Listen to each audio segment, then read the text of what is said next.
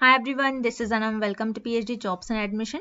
सो आज के इस लेक्चर में हम बीएचयू रीट यानी बनारस हिंदू यूनिवर्सिटी के रिसर्च एंट्रेंस टेस्ट के लिए आपका जो 2022 यानी जो आपका 16 मार्च 2022 को जो आपका पेपर कंडक्ट करवाया गया था बीएचयू रीट सेशन का, तो यहाँ पर इस एग्जामिनेशन का मैं पेपर सोल्यूशन करवा रही हूँ आपको। यानी आपका जो पेपर हुआ है 16 मार्च ऑफ 2022 को, तो उस पेपर का मैं आपको पूरा कंप्लीट डिटेल में पूरा सोल्यूशन में आपको बता रही हूँ। तो कल का सेशन में हमने पार्ट 1 में 20 एमसीक्यूज देख लिए थे और आज के सेशन में हम नेक्स्ट 20 एमसीक्यूज डिस्कस करने जा रहे हैं। तो यह हमारा आज का पार्ट 2 होगा, जिसमें मैंने आपको रिसर्च मेथडोलॉजी, जिसमें आपको पता है एग्जामिनेशन में 40 क्वेश्चंस आपके यानी 40 एमसीक्यूज जो है ये आपको रिसर्च मेथडोलॉजी से पूछा जाता है, जिसका टोटल होता है 120 मार्क्स। ओके, जैसे कि मैं आपको बता दूं, इस पेपर को मैंने पूरा एनालाइज करा और एनालाइज करके ये पाया कि जैसे कि मैं आपको हर वीडियो में मेरे, अगर आप देखते हो स्टार्टिंग से सारे वीडियोस में, जिसमें हम आपको गारंटी देते हैं कि 40 में से जो 35 क्वेश्चंस होंगे, 35 जो एमसीक्यूज होंगे, हमारे इसी कंटेंट से आपको, हमारे इसी रिविजन पैकेज से आपको क्वेश्चन पूछे जाएंगे। तो मैंने एनालाइज करा है इस पेपर को, जिसमें 35 से आप अगर 35 से 37 एमसीक्यूज देखते हो तो 35 से 37 एमसीक्यूज 40 में से हमारे इसी रिवीजन पैकेज से आपको पूछा गया था। तो जैसे कि हम आपको बार बार बताते रहते हैं कि आपके प्रिपरेशंस के लिए हमने रिवीजन पैकेज लॉन्च करा है। इस रिवीजन पैकेज में हमने आपके लिए नोट्स लॉन्च करा है, नोट्स जो कि बहुत सिंपल लैंग्वेज में है, जो कि आपको इंटरव्यू में भी हेल्प करेंगे। नोट्स ऐसे है जो आपको इंटरव्यू में भी कुछ क्वेश्चंस ऐसे जो इंटरव्यू में एग्जामिनर आपसे पूछते हैं, तो नोट्स में उस पॉइंट्स को हमने हाईलाइट कर कर बताया है। देन उसके बाद मॉक टेस्ट, जैसे आप नोट्स पढ़ते जाओगे उसी तरीके से आपको साइमल्टेनियसली हर एक दिन 1 और 2 आप मॉक टेस्ट सॉल्व कर सकते हो, और जो रिमेनिंग टाइम है आप 1 और 2 डेज में इस एमसीक्यूज पीडीएफ को आप सॉल्व करोगे, जिसमें 1500 से भी ज्यादा इंपॉर्टेंट एमसीक्यूज है और प्रीवियस ईयर क्वेश्चंस आपके बीएचयू रीट के 2016 से लेके 2022 जो अभी मैं आपको पेपर करवा रही हूँ, यहाँ तक सारे एमसीक्यूज हमने इस पीडीएफ में कवर कर रखे हैं। तो जैसे मैं आपको बताते रहती हूँ, जैसे कि आप देख रहे हो स्क्रीन पर 16 मार्च 2022, इस ये वाला जो पेपर जो मैं आपको आज सॉल्व करवा रही हूँ, और कल वाला जो पेपर यानी पार्ट 1 में मैंने आपको 20 एमसीक्यूज सॉल्व करवाया था, और आज के सेशन में हम 20 एमसीक्यूज सॉल्व कर रहे हैं। तो इस तरीके से इसी पेपर में से 40 में से 35 टू 37 जो क्वेश्चंस थे हमारे इसी कंटेंट से थे। तो आपको याद रखना है, बहुत इंपॉर्टेंट पैकेज है, रिवीजन पैकेज है, काफी कम प्राइस में हम आपको ये प्रोवाइड कर रहे हैं, जिससे कि आप इजीली आपके बीएचयू रीट के एग्जामिनेशन को आप क्वालिफाई कर पाओ। तो गारंटी वाला कंटेंट है, हम आपको गारंटी के साथ बताते हैं कि हमारे ही कंटेंट से आपको 35 से 37 क्वेश्चंस डायरेक्टली पूछे जाएंगे। तो आपको जल्द से जल्द कंटेंट को परचेस करना है। परचेस करने के लिए स्क्रीन पर ये जो नंबर नजर आ रहा है, इस नंबर पर आपको हमें व्हाट्सएप के थ्रू ही कांटेक्ट करना है। याद रखना है, आपको व्हाट्सएप के थ्रू हमें कांटेक्ट करना है। नॉर्मल कॉल इस नंबर पर नहीं लगेगा, आपको व्हाट्सएप के थ्रू ही हमें कांटेक्ट करना है। और मैं आपको बता दूं, हमारे ऐप की लिंक है, जिससे कि आप डायरेक्टली आपको ये कंटेंट देखने मिलेगा। रिवीजन पैकेज हमारा, हमने वहां पर बीएचयू रीट सेशन डिजाइन कर रखा है। मैंने आपके लिए कमेंट सेक्शन, मैं आपको बता दूं, कमेंट सेक्शन में भी लिंक प्रोवाइड कर रखा है, as well as description box में भी आपके लिए लिंक प्रोवाइड कर रखा है। तो अगर आप लिंक पर बस एक ही क्लिक कर दो तो आपको डायरेक्टली कंटेंट मिल जाएगा, आप डायरेक्टली वहां से कंटेंट परचेस कर सकते हैं। तो कमेंट सेक्शन में आपके लिए लिंक प्रोवाइड कर रखी है, डिस्क्रिप्शन बॉक्स में भी लिंक है। और अगर आपको फिर भी कुछ क्वेश्चन है आपको इस कंटेंट से रिलेटेड, तो आप हमें इस नंबर पर कॉन्टैक्ट कर सकते हो। ओके, और व्हाट्सएप के थ्रू आपको हमें कॉन्टैक्ट करना है। तो चलिए ज्यादा टाइम वेस्ट नहीं करते हुए आज के सेशन को हम स्टार्ट करते हैं। जैसे कि यहाँ पर मैंने आपके लिए पेपर ओपन कर रखा है। कल के सेशन में हमने 20 एमसीक्यू सॉल्व कर लिए थे, आज के इस सेशन से हम 21st एमसीक्यू देखेंगे। ओके, 21st वाला क्वेश्चन क्या बता रहा है, विच of the following is the basis of quality of research journal. तो यहाँ पर हमें कुछ ऑप्शन दिए गए हैं, इन ऑप्शंस में से कौन सा एक ऐसा ऑप्शन है जो रिसर्च जर्नल की क्वालिटी को बताता है, हमें ये बताना है। तो मैं आपको बता दूं, रिसर्च जर्नल की जो क्वालिटी बताता है वो होता है इम्पैक्ट फैक्टर। इम्पैक्ट फैक्टर क्या बताता है, इस पर्टिकुलर जर्नल में जितने भी पब्लिकेशन हुए हैं एवरेज एक पब्लिकेशन को कितने लोगों ने साइट करा है पर ईयर, ये बताता है आपको इम्पैक्ट फैक्टर। तो याद रखना है इम्पैक्ट फैक्टर आपको रिसर्च जर्नल से रिलेटेड बताता है, यानी रिसर्च जर्नल्स की क्वालिटी से रिलेटेड होता है इम्पैक्ट फैक्टर। और H index I10 index, H index और जी इंडेक्स, ये तीनों भी जो टर्म्स है ये आपको बताते हैं ऑथर के वर्क की क्वालिटी। रिसर्च जर्नल की क्वालिटी नहीं बताते, ये आपको बताते हैं ऑथर के वर्क की क्वालिटी। आपको ये याद रखना है, क्योंकि यहाँ पर एच इंडेक्स, I10 इंडेक्स, जी इंडेक्स, इम्पैक्ट फैक्टर, इन सारे ऑप्शंस में से आपको एग्जाम में क्वेश्चन कंपलसरी पूछा जाता है, जैसे कि इस बार इम्पैक्ट फैक्टर पर पूछा गया है, आगे एच इंडेक्स पर भी पूछा गया है, तो आपको नेक्स्ट ईयर I10 इंडेक्स, जी इंडेक्स पर क्वेश्चन पूछा जा सकता है। सो इन सारे ऑप्शंस पर मैंने डेफिनेशन यहाँ पर आपको बताया है प्रेजेंटेशन में, ठीक है। तो यहाँ पर हम सारे आपके, जैसे कि यहाँ पर मैंने आपको कल के सेशन में सारा मैंने आपको बता दिया था एक्सप्लेनेशन, तो यहाँ पर आपका जो क्वेश्चन नंबर आपका 21 है, तो उसका सारा एक्सप्लेनेशन है। अब एच इंडेक्स क्या होता है और सारा जो आपके ऑप्शन है और उनसे रिलेटेड जो डेफिनेशन है यहाँ पर मैं आपको शॉर्ट में बता दूं, तो I10 इंडेक्स क्या होता है, number of publication with at least 10 citations. Okay, मतलब ऐसे पब्लिकेशन जिसको एटलीस्ट 10 लोगों ने साइट करा है, उसे हम कहते हैं I10 इंडेक्स, जो कि ऑथर के वर्क की क्वालिटी को बताता है। देन एच इंडेक्स, अगेन ये ऑथर के वर्क की क्वालिटी को बताता है। एच इंडेक्स क्या होता है, बहुत स्टूडेंट्स को याद नहीं होता है, कॉम्प्लिकेटेड लगता है, लेकिन मैं आपको बहुत सिंपल लैंग्वेज में बता रही हूँ। एच इंडेक्स ये होता है कि आपने जितने भी पेपर पब्लिश करा है उसमें हर एक पेपर को उतने ही बार आपको साइट करा होना चाहिए, एटलीस्ट उतने ही नंबर। जैसे मान लीजिए फॉर एग्जाम्पल भी मैंने यहाँ पर रखा है। एग्जाम्पल जैसे मान लीजिए मैंने पेपर्स को पब्लिश करा है, मैंने टोटल मान लीजिए 17 पेपर पब्लिश करा है। ओके, तो 17 में हर एक पेपर को एटलीस्ट कितने बार साइट करा होना चाहिए, 17 टाइम्स। जैसे मान लीजिए फॉर एग्जाम्पल मैंने 2 पेपर्स जो है मैंने पब्लिश करा है, तो 2 पेपर में से मेरे हर एक पेपर यानी दोनों भी पेपर को कितने बार एटलीस्ट साइटेशंस होने चाहिए, एटलीस्ट 2 टाइम्स। ओके, तो यहाँ पर याद रखना है जितने भी पेपर्स आपने पब्लिश करा है तो हर एक पेपर को उतने ही टाइम लोगों ने साइट करा होना चाहिए। ओके, तो उसे हम कहते हैं एच इंडेक्स। नेक्स्ट जी इंडेक्स भी ऑथर लेवल मेट्रिक यानी ऑथर के वर्क को बताता है।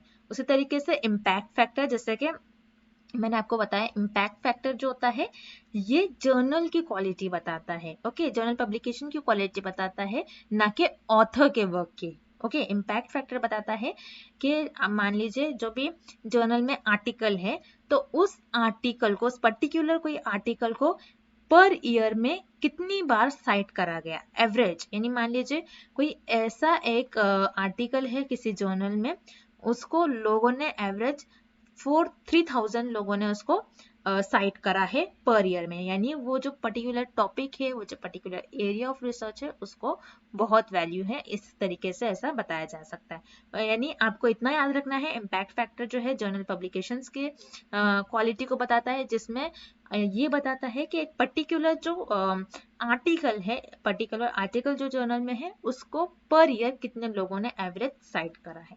ओके, तो ये सारे मैंने आपको अच्छी तरीके से बता दिया है। हमारे कंटेंट में भी ये क्वेश्चन था, वीडियो लेक्चर में भी मैंने ये क्वेश्चन आपको बता रखा है। ओके, नेक्स्ट क्वेश्चन हम देखते हैं। Next question number 22, I square is known as. I square क्या होता है, कोएफिशिएंट ऑफ डिटर्मिनेशन। ये मैं आपको बता दूं, ये आपके कोरिलेशनल रिसर्च का क्वेश्चन है। कोरिलेशनल रिसर्च से क्वेश्चन पूछा गया है। सेम क्वेश्चन मैंने आपको लेक्चर सीरीज में कराया था, सेम क्वेश्चन हमारे रिवीजन पैकेज में भी है। आई स्क्वायर का मतलब क्या होता है, कोएफिशिएंट ऑफ डिटर्मिनेशन। अभी कोएफिशिएंट ऑफ डिटर्मिनेशन ये होता क्या है, अगेन यहाँ पर हम चलते हैं, डेफिनेशन है कोएफिशिएंट ऑफ डिटर्मिनेशन, जिसको हम कहते हैं आर स्क्वायर। अब इसे यूज क्यों करा जाता है, एनालाइज करने के लिए कि डिफरेंस कैसा है किसी दो वेरिएबल, यानी वन वेरिएबल को किस तरीके से सेकेंड वेरिएबल एक्सप्लेन करता है, उनका डिफरेंस। अब किस तरीके से, जैसे फॉर एग्जांपल मान लीजिए कोई लेडी है, कोई पर्सन है, प्रेग्नेंट है, तो उससे आपको क्या डायरेक्शन मिलता है, नेक्स्ट आपको क्या रिलेशन मिलता है प्रेगनेंसी से, कि वो she will give birth. Okay, तो यानी यहाँ पर प्रेग्नेंट लेडी बर्थ। ओके, यानी यहाँ पर आपको कुछ करेक्शन लग रहा है, कोई लेडी प्रेग्नेंट है तो she will definitely give birth. तो एक वेरिएबल जो है वो दूसरे वेरिएबल को एक्सप्लेन कर रहा है, उसका डायरेक्शन बता रहा है, उसमें रिलेशन बता रहा है, तो उसी को हम कहते हैं कोएफिशिएंट ऑफ डिटर्मिनेशन, जिसे हम आर स्क्वायर भी कहते हैं। ठीक है, नेक्स्ट क्वेश्चन हम देखेंगे। जैसे कि देख लिया आर स्क्वायर, यहाँ पर आपका फर्स्ट ऑप्शन करेक्ट है, coefficient of determination. Next question number 23, again बहुत सिंपल क्वेश्चन है, ये भी हमारे कंटेंट का क्वेश्चन है। विच of the following is the information and library network under UGC. Information and library network क्या होता है यूजीसी के अंदर। अब यूजीसी क्या होता है, यूजीसी का मतलब होता है यूनिवर्सिटी ग्रांट कमीशन। ओके, इसका आपको फुल फॉर्म पता होना चाहिए, ये भी क्वेश्चन आपको एग्जाम में आ सकता है। अब इंफॉर्मेशन एंड लाइब्रेरी नेटवर्क ये क्या होता है, ये होता है आपका इनफ्लिबनेट का फुल फॉर्म। ओके, अब इनफ्लिबनेट ये वर्ड कैसा आया, किस तरीके से बना है, INF, सो इन से बना है इंफॉर्मेशन, LIB से बना है लाइब्रेरी, एंड NET से बना है नेटवर्क। तो इंफॉर्मेशन लाइब्रेरी नेटवर्क इसे कहते हैं, जो information and library network under UGC होता है उसको कहते हैं हम इनफ्लिबनेट, ये उसका शॉर्ट फॉर्म है। ठीक है, तो यहाँ पर आपका फर्स्ट ऑप्शन राइट होता है। Next, the study design of collecting data at a particular point of time is called। तो यहाँ पर इस क्वेश्चन में हम पूछ रहा है एक ऐसी रिसर्च डिजाइन, एक ऐसा रिसर्च टाइप जिसमें आप डेटा कलेक्ट करते हैं पर्टिकुलर टाइम के लिए। याद रखना है यहाँ पर ये आपके लिए हिंट है, पर्टिकुलर टाइम यानी एक फिक्स टाइम में ही आप उस रिसर्च का यूज कर डेटा कलेक्ट कर रहे हो, तो उस रिसर्च टाइप को हम कहते हैं क्रॉस सेक्शनल स्टडी। ओके, तो ये भी क्वेश्चन हमारे कंटेंट का क्वेश्चन है, बहुत सिंपल, बहुत फेमस क्वेश्चन है। अगर सेम पर्टिकुलर टाइम यानी एक पर्टिकुलर टाइम, एक फिक्स टाइम के लिए आप कोई रिसर्च कर रहे हो, उसमें डेटा कलेक्ट कर रहे हो, तो वो क्रॉस सेक्शनल स्टडी होता है। अब लॉन्जिट्यूडनल स्टडी उसी का अपोजिट होता है। ओके, अपोजिट होता है लॉन्जिट्यूडनल स्टडी, जिसको आप लॉन्ग पीरियड ऑफ टाइम के लिए करते हो, उसमें कोई आपका फिक्स टाइम नहीं होता है, उसमें डेटा कलेक्ट करते हो, तो उसे हम कहते हैं longitudinal study. So for this question, option B यानी cross sectional study is the right answer. Next, question number 25. Question number 25 बता रहा है the correct definition of H index, जो कि हमने अभी देखा।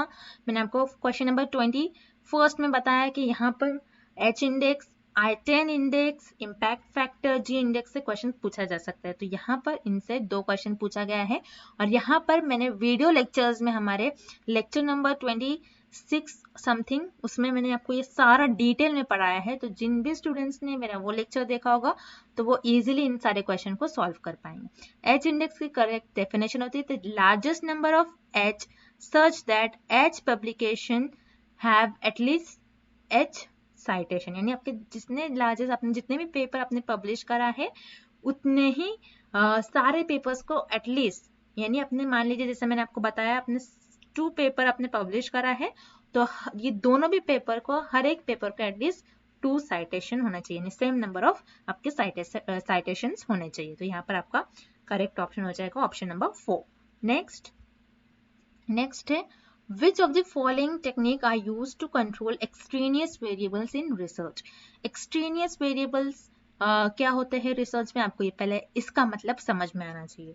तो ये जो क्वेश्चन है ये आपको एक्सपेरिमेंटल रिसर्च से क्वेश्चन पूछा गया है। ओके, अब एक्सपेरिमेंटल रिसर्च में बहुत सारे वेरिएबल्स होते हैं, independent, dependent, okay, control variable. तो उसी तरीके से एक वेरिएबल है एक्सट्रेनियस वेरिएबल। एक्सट्रेनियस वेरिएबल वो होते हैं जो रिसर्च का पार्ट नहीं होते हैं, स्टडी का पार्ट नहीं होते हैं, फिर भी ये हमारे डिपेंडेंट वेरिएबल, हमारा जो भी रिजल्ट आएगा उसको अफेक्ट करते हैं, तो उसे हम कहते हैं एक्सट्रेनियस वेरिएबल। अब एक्सट्रेनियस वेरिएबल को रिसर्चर कैसे कंट्रोल करते हैं, by using randomization method. Randomization method यानी रैंडमली लोगों को सेलेक्ट करना। जैसे मान लीजिए रैंडमली आप किसी भी चीज को सेलेक्ट कर उस पर रिसर्च करोगे। अब ये नहीं कहोगे कि मैं पर्टिकुलर, जैसे मान लीजिए मैं किसी प्लांट पर स्टडी कर रही हूँ, ठीक है, प्लांट पर उसकी ग्रोथ ऑब्जर्व करने के लिए कि किस वजह से उसकी ग्रोथ हो रही है, क्या जो प्लांट की ग्रोथ हो रही है ये मैं इसको प्रॉपर वाटर दे रही हूँ इसलिए हो रही है, या फिर मैं इसको प्रॉपर सनलाइट में रख रही हूँ इसलिए हो रही है, कि ये विंड की वजह से हो रही है, मुझे इसमें से देखना है कि किसकी वजह से यहाँ पर प्लांट की प्रॉपर ग्रोथ हो रही है। तो मैं क्या करूंगी, यहाँ पर स्टडी को परफॉर्म करने के लिए पर्टिकुलर मैं ऐसा नहीं करूंगी कि कोई पर्टिकुलर प्लांट ही लूंगी, जो पर्टिकुलर एक नेम प्लांट होगा, यानी मैंगो प्लांट उस पर स्टडी करता है, कोई बनाना प्लांट, ओके। तो पर्टिकुलर कोई मैं एक ही प्लांट पर स्टडी नहीं करूंगी, मैं रैंडमली कोई भी प्लांट लूंगी और उस पर स्टडी करूंगी। तो मुझे यहाँ पर क्या होगा, जो एक्सट्रेनियस वेरिएबल है मैं उनको कंट्रोल कर पाऊंगी, ठीक है। तो यहाँ पर रैंडमाइजेशन मेथड का हम यूज करेंगे। अगेन ये भी क्वेश्चन हमारे कंटेंट का था। Next, among the following widely used method for extracting factors is। so again new question है आपके लिए, बहुत इंटरेस्टिंग और बहुत इंपॉर्टेंट क्वेश्चन है। यहाँ पर हमें पूछा जा रहा है जो वाइडली स्प्रेड जो आपके डेटा में वैल्यूज होती है उसको आप किस तरीके से एक्सट्रैक्ट करते हो, किस तरीके से आप उसको हैंडल करते हो। अब इस क्वेश्चन को हम सिंपल वे में समझेंगे। जैसे मान लीजिए मैंने स्टडी करी है, कुछ पर्टिकुलर एरिया है, उस एरिया में कोविड स्प्रेड हो रहा था, तो वहां पर मैंने लोगों पर स्टडी रिसर्च परफॉर्म करा। अब मुझे उनसे जो डेटा मिल रहा है, अब मैं इस डेटे को क्या करूंगी, अपने ग्राफिकल वे में प्रेजेंट करूंगी। अब मैं इसको ग्राफिकल वे में प्रेजेंट कर रही हूँ, तो यहाँ पर जैसे मैं देखूंगी जो ग्राफ है, मुझे कुछ इस तरीके से ग्राफ मिल रहा है, ठीक है। तो यहाँ पर अगर आप देखते हो, तो यहाँ पर अगर मैं मेरे ग्राफ की वैल्यूज कभी पीक पर जा रही है, कभी कांस्टेंट हो रही है एक पॉइंट पर, ओके। एक पीक पर जाकर नीचे आकर एक पॉइंट पर कांस्टेंट हो रही है, यानी यहाँ पर कुछ अफेक्ट नहीं हो रहा है, मतलब यहाँ पर मुझे स्टडी नहीं करनी इस एरिया पर। लेकिन अगर आप लेफ्ट साइड में जाओगे इस ग्राफ के, तो कभी पीक पर जा रहा है, कभी नीचे आ रहा है, कभी पीक पर जा रहा है, कभी नीचे आ रहा है, कभी भी ये जो है डेटा मेरा ये वाइडली स्प्रेड है, बहुत ज्यादा स्प्रेडेड है। तो यहाँ पर ये किस तरीके से स्प्रेड हो रहा है, क्यों स्प्रेड हो रहा है, इसको मैं किस तरीके से एक्सट्रैक्ट करूंगी, कौन सा ऐसा फैक्टर है जो इस तरीके से डेटा को एक्सट्रैक्ट कर रहा है। तो यहाँ पर हम कौन सा मेथड यूज करेंगे, प्रिंसिपल कंपोनेंट एनालिसिस। हम यहाँ पर प्रिंसिपल कंपोनेंट एनालिसिस का यूज कर बताएंगे कि कौन सा डेटा जो है हमें एक्सट्रैक्ट कर रहा है, उसको एक्सट्रैक्टिंग फैक्टर्स कहेंगे, ओके। तो यहाँ पर आपका फर्स्ट ऑप्शन राइट हो जाएगा। नेक्स्ट क्वेश्चन है, In a statistical table, the row headings are refers to। अब यहाँ पर हमें पूछ रहा है स्टैटिस्टिकल जो टेबल होता है, जैसे आप देखते हो टेबल चार्ट आपने पढ़ा होगा, ओके, बार चार्ट। तो टेबल चार्ट में जो हेडिंग्स होते हैं, जो ऊपर रो में जो हेडिंग्स होते हैं, इसको हम कहते हैं स्टब्स, ओके। यहाँ पर आपको देखना है स्टब्स कहते हैं हम। तो इसकी बहुत अच्छी तरीके से मैंने यहाँ पर फिगर बताया है। यहाँ पर आप जो मैं आपको क्वेश्चन सॉल्व करवा रही हूँ, जिसका एक्सप्लेनेशन मैं यहाँ पर बता रही हूँ, तो यहाँ पर आपको उसका स्क्रीनशॉट ले लेना है, जिससे कि आपको इजीली सारा पता लग जाए। अब जैसे कि यहाँ पर टेबल है, ओके, ये एक स्टैटिस्टिकल टेबल है, ओके। टेबल नंबर जैसे कि आप देखते हो, आप किसी बुक में देखोगे तो टेबल नंबर बताता है 19.12 ऐसा टेबल नंबर होता है, उसका टाइटल होता है, ठीक है। देन कैप्शन किसे कहते हैं, जो कॉलम हेडिंग, मेन हेडिंग होती है, किस बारे में टेबल है, उसे हम कहते हैं कैप्शन। और स्टब्स, जैसे कि मैंने आपको कहा रो हेडिंग्स, रो के जो भी हेडिंग्स होते हैं उसे हम कहते हैं स्टब्स, ओके। अब जो मेन बॉडी, जो मेन कंटेंट होता है हमारे टेबल का, उसे हम कहते हैं बॉडी, ओके। ये आपको याद रखना है, मेन कंटेंट को हम कहते हैं बॉडी, जो रो है, रो के हेडिंग्स को हम कहते हैं स्टब्स, ओके। कॉलम के हेड को कॉलम हेड को हम कहेंगे सब हेड, ओके। तो आपको ये सारी चीजें याद रखना है। जो टेबल के नीचे कुछ सोर्सेस होता है कि कहाँ से लिया गया है, तो उसे कहते हैं सोर्स नोट। और फुट नोट, यानी टेबल के नीचे आप देखोगे कुछ लिखा होता है इंफॉर्मेशन टेबल से रिलेटेड, उसे हम कहते हैं फुट नोट्स। तो आपको ये याद होना चाहिए, इस पर हमेशा एक क्वेश्चन पूछा जाता है। और ये जो क्वेश्चन है मैं आपको बता दूं, ये रिपीटेड क्वेश्चन है। ये शायद आपको 2019 में ये क्वेश्चन पूछा गया था, जब तक मैंने ये क्वेश्चन को आपको सॉल्व करवाया है। हमारे लेक्चर सीरीज में रिवीजन पैकेज में भी सेम क्वेश्चन था, ओके। नेक्स्ट क्वेश्चन हम देखते हैं। नेक्स्ट क्वेश्चन है, in order to pursue research which of the following is priorly required. Again बहुत फेमस क्वेश्चन है। जब भी आप रिसर्च स्टार्ट करते हो, परस्यू यानी स्टार्ट करना, जब भी आप रिसर्च स्टार्ट करते हो तो आप फर्स्ट आपको क्या रिक्वायर होता है, तो रिक्वायर्ड जो होता है फर्स्ट जब भी आप रिसर्च करते हो, रिसर्च क्वेश्चन, क्योंकि आप रिसर्च क्वेश्चन पहले फॉर्मुलेट करोगे, यानी रिसर्च क्वेश्चन बताओगे, आप किस टॉपिक पर आप रिसर्च कर रहे हो, आपका क्वेश्चन क्या है। जैसे मान लीजिए मेरा क्वेश्चन है कोविड क्यों स्प्रेड हो रहा है, ओके, मुझे ये देखना है, उसके बाद मैं अपना स्टेटमेंट बताऊंगी कि मैं इस पर्टिकुलर एरिया में देखूंगी फिर। ओके, लेकिन मेरा जो क्वेश्चन है ये है कि कोविड क्यों स्प्रेड हो रहा है ये देखना। ओके, तो जब भी आप रिसर्च स्टार्ट करते हो तो first step is formulate research question. आप फर्स्ट क्या करोगे, रिसर्च क्वेश्चन को फॉर्मुलेट करोगे, उसके बाद आप हाइपोथेसिस ले डाउन करते हो, उसके बाद आप रिसर्च डिजाइन बनाते हो, देन आप डेटा एनालिसिस करते हो, प्रोसीजर पूरा फॉलो करते हो। तो इस तरीके से आप रिसर्च के स्टेप से कंपलसरी आपको क्वेश्चन पूछा जा सकता है। Next, mean, median and mode are. तो ये मैं आपको बता दूं, मीन, मीडियन एंड मोड, इसे हम कहते हैं मेजर्स ऑफ सेंट्रल टेंडेंसी। अब मेजर्स ऑफ सेंट्रल टेंडेंसी क्या होता है, आप जैसे मान लीजिए आप कोई एक सैंपल्स पर काम करते हो। ओके, जैसे कि हम एक ही बार बार एग्जांपल ले रही हूँ मैं, जिससे कि आपको इजीली सारा समझ में आ जाए।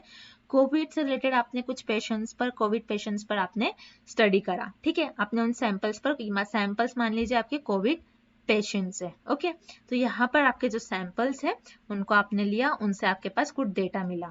डेटा मिलने के बाद आप क्या करते हो, उसको ग्राफिकल वे में प्रेजेंट करते हो, ठीक है, कुछ इस तरीके से आपका ग्राफ होता है।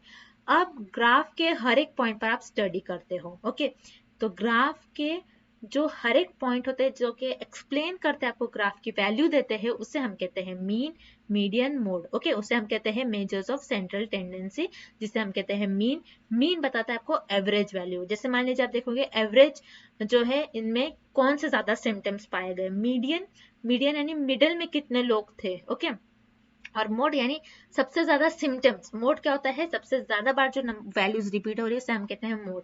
तो इस केस में मोड क्या हो सकता है, सबसे ज्यादा लोगों को कौन से सिम्टम्स पाए गए। ओके, तो ये एक एग्जांपल है जिससे कि आपको इजीली समझ में आ गया होगा। नेक्स्ट, नेक्स्ट है, researcher should consider which of the following prepare good research proposal.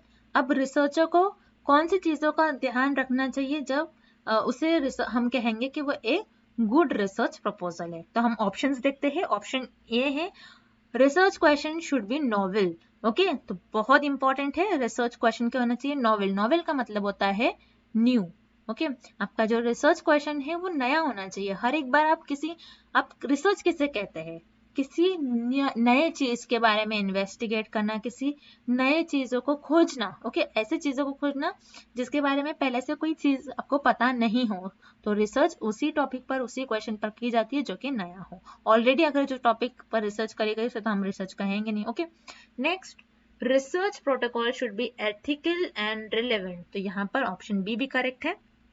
Research protocol कैसे होना चाहिए, रिसर्च में आपको कौन से प्रिंसिपल, प्रोटोकॉल्स का मतलब होता है प्रिंसिपल्स आपको यूज करना चाहिए। एथिकल, एथिकल यानी जो ट्रूथ है आपको वही बताना चाहिए। और रिलेवेंट यानी आपके रिसर्च स्टडी से रिलेटेड, यानी रिलेवेंट जैसे मान लीजिए फॉर एग्जांपल मरने के बाद, यानी कोई इंसान डेथ हो जाती है, किसी की, किसी पर्सन की डेथ हो जाती है, उसके बाद आप रिसर्च नहीं कर सकते हो डेथ के बाद क्या होता है किसी पर्सन के साथ। ओके, तो यहाँ पर आपके रिसर्च स्टडी ऐसी होनी चाहिए, आपको ऐसा प्रिंसिपल, आपका ऐसा टॉपिक होना चाहिए जो कि रिलेवेंट हो, जिस पर आप रिसर्च परफॉर्म कर सके। तो यहाँ पर ऑप्शन बी भी करेक्ट है। Then option C, research question should be interesting and feasible. Yes, option C भी करेक्ट है, क्योंकि अगर आप रिसर्च करते हो, रिसर्च जैसे कि मैंने आपको कई बार बताया, रिसर्च कम पीरियड का नहीं होता है, रिसर्च आपको बहुत लॉन्ग पीरियड होता है। आप 4 to 5 years उस पर एक्सपेंड करते हो। ओके, तो यहाँ पर आपको इंटरेस्ट होना चाहिए। अगर आप इतना टाइम यहाँ पर लगा रहे हो यानी आपको इंटरेस्ट होना चाहिए उस फील्ड में, और फिजिबल होना चाहिए, यानी उसको आपको हर एक डायरेक्शन से देखना चाहिए। ओके, तो यहाँ पर आपका ऑप्शन सी करेक्ट है। Then option D, researcher should consider only his or her own interest and benefit. Interest तो सही है, रिसर्चर का अपना खुद का इंटरेस्ट होना चाहिए तभी वो रिसर्च कर पाएगा, लेकिन वो अपने ही बेनिफिट के लिए रिसर्च करे जरूरी नहीं है। क्योंकि मान लीजिए कोविड पर रिसर्च हो रहा है, कोविड पर रिसर्च क्यों होता है, ताकि वो पूरी सोसाइटी के लिए हम उस पर अप्लाई कर सके, सारे लोगों के भलाई के लिए कर सके, ना कि रिसर्चर इसलिए करता है कि खुद का बेनिफिट हो। तो यहाँ पर आपका ऑप्शन डी इनकरेक्ट हो जाएगा। तो इस क्वेश्चन का आपका राइट आंसर है option number 2, A, B and C जो पॉइंट्स है यहाँ पर करेक्ट है। नेक्स्ट क्वेश्चन हम देखते हैं, which one of the following statement is false for research. तो यहाँ पर हमें बता रहा है कि कौन से हमें कुछ स्टेटमेंट्स दिए गए, कौन सा स्टेटमेंट्स इनकरेक्ट है, फॉल्स है फॉर रिसर्च, रिसर्च के अगेंस्ट कौन सा स्टेटमेंट गलत है, हमें ये बताना है। ठीक है, तो ऑप्शन, सारे ऑप्शंस को हम देखेंगे। ऑप्शन ए बता रहा है a hypothesis a statement that is tested for its validity. Yes, hypothesis क्या होता है? एक स्टेटमेंट होता है रिसर्चर के, एक स्टेटमेंट होता है रिसर्चर का, एक टेंटेटिव स्टेटमेंट होता है, और उस स्टेटमेंट को वैलिड करने के लिए, वैलिड बताने के लिए रिसर्चर उसे टेस्ट करता है। तो ये स्टेटमेंट करेक्ट हो गया, लेकिन हमें क्वेश्चन में फॉल्स पूछ रहा है, इसलिए ये ऑप्शन इनकरेक्ट हो जाएगा। Then option, second option, the basic research is also known as fundamental research. Yes, is correct. सबको पता है, बहुत बेसिक स्टेटमेंट दिया गया है। बेसिक रिसर्च को हम फंडामेंटल रिसर्च भी कहते हैं, तो ये करेक्ट स्टेटमेंट है, लेकिन हमें इधर फॉल्स बताना है, इसलिए यहाँ पर पॉइंट 2 भी इनकरेक्ट हो जाएगा। उस तरीके से point 4, research design is logical and systematic plan for research study. Yes, research design आपको रिसर्च को किस तरीके से करना चाहिए? लॉजिकल होनी चाहिए आपके रिसर्च, और सिस्टमैटिक होनी चाहिए। लॉजिकल यानी उसके पीछे कुछ ना कुछ रीजन होना चाहिए। जैसे मान लीजिए आप कोविड पर टेस्ट कर रहे हो, तो उसके पीछे रीजन है, क्योंकि वो डिसीज है, स्प्रेड हो रही है, हमें स्प्रेड होने से बचाना है, तो वो रीजन है, लॉजिक है उसमें। और सिस्टमैटिक यानी एक सिस्टमैटिक वे से आपको रिसर्च परफॉर्म करना है। ओके, आपको एक लाइन बाय लाइन, आपको एक प्रोसीजर, स्टेप्स बाय स्टेप्स आपको सारी चीजें फॉलो करनी है। तो यहाँ पर ये भी करेक्ट है, लेकिन हमें फॉल्स स्टेटमेंट पूछ रहा है, इसलिए ये इनकरेक्ट हो जाएगा। Then option 3, applied research is conducted to solve theoretical problem. No, ये स्टेटमेंट जो है फॉल्स स्टेटमेंट दिया गया है, इसीलिए ये ऑप्शन करेक्ट है। आपको याद रखना है, अप्लाइड रिसर्च हम कब यूज करते हैं, कौन सी प्रॉब्लम्स को सॉल्व करने के लिए? जो प्रैक्टिकल हो। ओके, याद रखना है आपको, अप्लाइड रिसर्च सिर्फ और सिर्फ प्रैक्टिकल प्रॉब्लम, जो डे टू डे लाइफ में प्रॉब्लम्स आ रहे हैं, जैसे कोविड एक प्रॉब्लम है, उस पर हम रिसर्च करें, तो एक प्रैक्टिकल प्रॉब्लम्स पर आप अप्लाइड रिसर्च कंडक्ट करते हो और वहां पर उस प्रॉब्लम को सॉल्व करते हो। तो यहाँ पर आपका पॉइंट 3 राइट हो जाएगा। Next question number 33, the ability of tool correctly measure what it is supposed to measure is called। Again ये भी क्वेश्चन मैंने आपको बहुत बार सॉल्व करवाया है। ये क्वेश्चन हमें पूछ रहा है कि एक ऐसा टूल जो आप मेजर करना चाह रहे हो, जो एक्चुअल में वो चीज है और उसी चीज को बता रहा है करेक्टली, तो उसे हम कहते हैं वैलिडिटी। ये आपके कैरेक्टरिस्टिक्स ऑफ रिसर्च का क्वेश्चन है। अब वैलिडिटी क्या होता है? जैसे फॉर एग्जाम्पल हम लेते हैं, जो एक पर्सन है, उसका वेट एक्चुअल में है 60 kg। ये जो वेट है पर्सन का, ये एक्चुअल वेट है, ठीक है, जो कि 60 kg। अब मैंने क्या करा, एक वेइंग मशीन लाया, तो ये क्या है? वेइंग टूल है। ओके, एक टूल है जिससे हम वेट मेजर करते हैं। अब यहाँ पर मैंने जो वेइंग मशीन, जो अपनी ये वेइंग वेट वाली मशीन है, यहाँ पर मैंने उस पर्सन का वेट लिया। अब जब मैंने वेट लिया तो वेट भी क्या बताया? Actual 60 kg। 0.1 0.2 भी ऊपर ने बताया, एक्चुअल जो 60 है उतना ही बताया। तो अब क्या कहोगे, ये जो मशीन है ये क्या है? इस केस में वैलिड है। अब रिलायबल क्या होता है ये भी आपको पता होना चाहिए, क्योंकि वैलिडिटी पर इस बार क्वेश्चन आया तो आपको रिलायबिलिटी पर आ सकता है। रिलायबिलिटी मतलब जो एक्चुअल वेट है, जैसे मान लीजिए इस पर्सन का एक्चुअल वेट 60 kg था, लेकिन हमने वेइंग मशीन में वेट करा और हमने इसको बार बार वेट करा, तब भी ये 59 kg और 59 kg हमें बता रहा। लेकिन ये हर बार वेट करने पर हमें सेम रीडिंग दे रहा है, लेकिन ये एक्चुअल वेट नहीं बता रहा, तो उसे हम कहते हैं रिलायबल। यानी ये मशीन रिलायबल है, लेकिन इसे हम इसे वैलिड नहीं कहेंगे। याद रखना है, जो भी चीज वैलिड होती है वो रिलायबल हो जाती है, लेकिन जो भी चीज रिलायबल है वो वैलिड नहीं होती है। ये मैंने आपको बहुत अच्छी तरीके से लेक्चर सीरीज में एक्सप्लेन करा है। तो इस क्वेश्चन का आपका राइट आंसर हो जाएगा validity. Okay, next, which of the following is not reference management tool. तो इस क्वेश्चन में हमें बताना है कि इनमें से कौन सा एक ऐसा टूल है जो रेफरेंसेस है उनको मैनेज करने के लिए नहीं यूज करा जाता है, तो वो होता है स्कोपस। ओके, तो ये भी क्वेश्चन जो है ये हमारा रिवीजन पैकेज का क्वेश्चन है। मैं आपको बता दूं, ये हमारा जो है ये रिवीजन पैकेज का क्वेश्चन है। ये सेम क्वेश्चन है, सेम मैंने आपको लेक्चर सीरीज में बताया है, और ये रिपीटेड क्वेश्चन है, आपकी BHU रीड का रिपीटेड क्वेश्चन है। ओके, तो यहाँ पर इस क्वेश्चन में पूछ रहा है कि रेफरेंसेस क्या होता है? जो किसी ऑथर के कंटेंट को आप यूज करते हो, तो उसे हम कहते हैं रेफरेंसेस। रेफरेंस को इसको मैनेज करने के लिए टूल्स होते हैं, जैसे हम मेंडली, एंड नोट और जेट्रो, ये सारे हम टूल्स यूज करते हैं रेफरेंसेस को मैनेज करने के लिए। यानी ये सारे टूल्स को आप रेफरेंसेस को मैनेज करने के लिए यूज करोगे, लेकिन स्कोपस एक ऐसा टूल है जिसको आप जर्नल्स में आर्टिकल्स को फाइंड करने के लिए करते हो। याद रखना है, जर्नल्स में आप आर्टिकल्स को फाइंड करते हो स्कोपस टूल के यूज से। ओके, उस तरीके से एक और टूल है जिसे हम गूगल स्कॉलर भी कहते हैं, ये भी याद रखना है आपको। Next question, what does a good thesis involve, एक अच्छे थीसिस में कौन कौन से चीजें इन्वॉल्व होनी चाहिए, ठीक है। तो ऑप्शन ए बता रहा है reducing punctuation as well as grammatical error to minimal level, यानी यहाँ पर आपको ग्रामेटिकल एरर जो है और पंक्चुएशन तो इनका मिनिमम आपका रिड्यूस, ये सारे जो एरर्स है इसका कम से कम यूज होना चाहिए। तो यस, यहाँ पर पॉइंट ए सही दिया गया है। Point B correct reference citations, okay. तो यहाँ पर हमें बताया गया है कि जहां से भी आप जिस भी ऑथर का ले रहे हैं आपको करेक्ट रेफरेंस करना है, तो ये भी बहुत इंपॉर्टेंट होता है एक अच्छे थीसिस में। Next, consistency in the way of thesis writing, आप थीसिस लिख रहे हो तो उसमें कंसिस्टेंसी आना चाहिए। आपको पहले इंडेक्स आना चाहिए आपका, उसके बाद ही main topic, main chapters, okay. उसके बाद आपको सारी चीजें जो स्टेप बाय स्टेप आपको थीसिस को लिखना चाहिए, कंसिस्टेंसी होनी चाहिए उसमें, तो ये भी करेक्ट है। And option D all the above, तो ये सॉरी ऑल दी थ्री यानी तीनों भी स्टेटमेंट ए बी और सी ये करेक्ट है। तो जैसे कि यहाँ पर आप देख रहे हो क्वेश्चन नंबर 2 सॉरी ऑप्शन 2 दिया है A B C and D और ऑप्शन नंबर 3 दिया है ए बी सी। तो जिन भी स्टूडेंट्स ने 2 और 3 मार्क कर आया होगा उनको कंप्लीट मार्क्स दिया जाएगा। Okay, next question number 36, an independent variable is defined as, independent variable क्या होता है? जैसे कि मैंने आपको बताया एक्सपेरिमेंटल रिसर्च से अगेन क्वेश्चन आया है। एक्सपेरिमेंटल रिसर्च में हम इंडिपेंडेंट वेरिएबल का इफेक्ट देखते हैं कि डिपेंडेंट वेरिएबल पर वो कैसा इफेक्ट बता रहा है। अब यहाँ पर इंडिपेंडेंट वेरिएबल को हम क्या कहते हैं? Manipulation variable, okay, manipulation variable, जिसको आप मैनिपुलेट, जिसको आप जिसमें हेर फेर कर सकते हो, जिसमें आप चेंज कर सकते हो, तो इसीलिए इंडिपेंडेंट वेरिएबल को याद रखना है, हम चेंज वेरिएबल भी कहते हैं क्योंकि वो हर वक्त चेंज होता रहता है, ठीक है। तो यहाँ पर आपका option number 4 is the right answer. Next, the difference between the expected value of sample statistic and the estimated value of parameter is called, again ये क्वेश्चन भी हमारे रिवीजन पैकेज का है, ये क्वेश्चन भी मैंने आपको सॉल्व करवाया है, बहुत इंपॉर्टेंट क्वेश्चन है, बार बार रिपीट भी होता है क्वेश्चन। अब इस क्वेश्चन में बताया जा रहा है हमें कि डिफरेंस बिटवीन, किस चीज में हमें डिफरेंस बताया जा रहा है?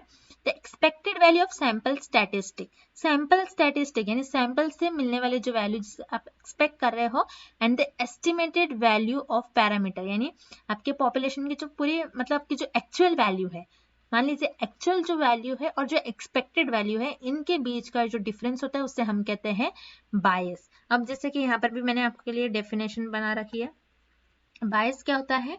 Difference between expected value of the estimator and the true value, यानी आप जो भी आप वैल्यू निकालते हो, मान लीजिए आपने सैंपल लिया, उस पर स्टडी करा, उससे आपको कुछ वैल्यू मिला, उससे आपने कुछ एक्सपेक्ट करा कि इतना इतना आ सकता है, इतना रिजल्ट आ सकता है, और जो ट्रू वैल्यू है उनके बीच का डिफरेंस। तो मान लीजिए आपके ट्रू वैल्यू और एक्सपेक्टेड वैल्यू 20, मान लीजिए 20 और 20 आ रही है, यानी यहाँ पर आपका 0 आया है बायस, तो यहाँ पर आपका जो यहाँ पर 0 आ रहा है, यानी इस केस में आपकी जो स्टडी है वो अनबायस होंगी।